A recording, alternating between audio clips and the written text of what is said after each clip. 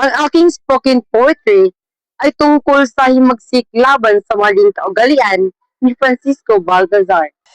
Sa mga tanikala ng lumang ugali, tumindig ang puso, sumigaw ng galit, himagsikan sa mga gawa't salita. Bagong daan ang tatahakin, walang takot, walang hiya. Ang mga tanikala ng lumang ugali, pinagpapawisan ng pag-asa't sigla.